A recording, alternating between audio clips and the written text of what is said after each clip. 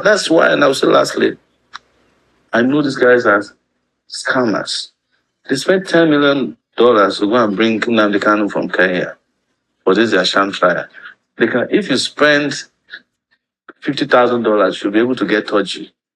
It is the price tag on freedom that has shocked the conscience of the nation and reopened the debate on the priorities of the federal government in the face of rampant insecurity. If you are watching this, you need to understand that the figure we are discussing today is not just a number on a balance sheet. It is a symbol of the immense lengths the Nigerian state went to in order to capture one man while terrorists roam free in the forests.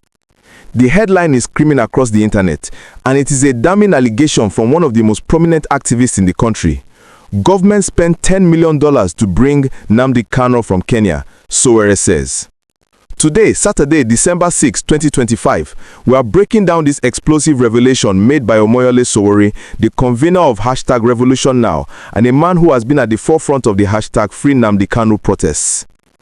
In the wake of the life imprisonment sentence handed down to IPOB leader on November 20, Sowore has peeled back the curtain on the extraordinary rendition that started this entire legal saga back in 2021.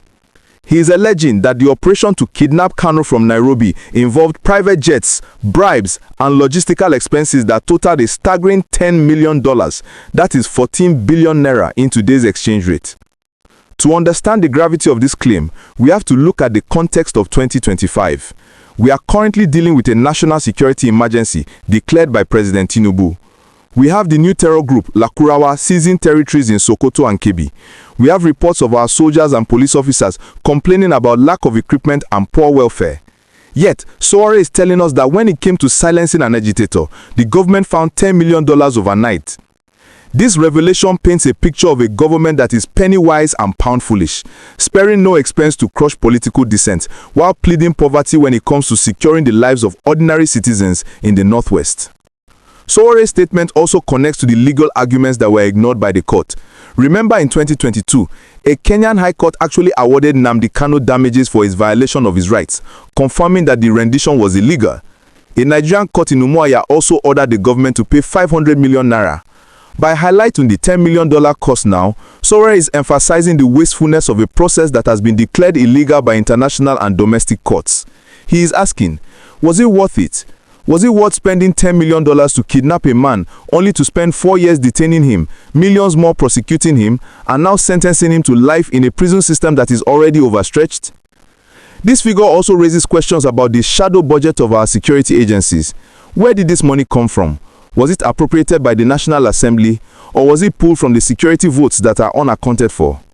Sowore argues that this obsession with Kanu is a distraction from the real failures of governance.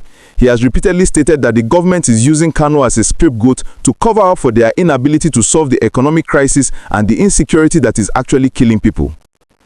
If you are finding this breakdown of the financial cost of the government's obsession with Kanu insightful, and you want to keep getting the truth behind the headlines, please take a second right now to smash that like button and subscribe to the channel. We dig deeper than the rest to bring you the facts. We also have to consider the irony of the Sokoto transfer. After spending $10 million to bring him to Abuja, the government has now moved him to Sokoto prison, a region that is currently under siege by bandits. Sowore has mocked this move, suggesting that Kanu has become a celebrity prisoner who is more powerful inside than outside. But the cost remains the central issue. Imagine if that $10 million had been invested in intelligence gathering in the Northwest. Imagine if it had been used to buy drones to fight the lakurawa group. The opportunity cost of the government's fixation on Kanu is what Sowore is highlighting. This allegation puts the government on the defensive. They have always claimed the rendition was a triumph of intelligence, but Sowore is reframing it as a triumph of waste. He is challenging the narrative that Kanu is the biggest threat to Nigeria, pointing out that while Kanu was in custody, terrorists were still kidnapping school children and bombing trains. If the $10 million capture didn't stop the violence, then what did it achieve other than feeding the ego of the state? So as Kanu begins his life sentence in Sokoto, the price tag of his incarceration hangs over the head of the administration.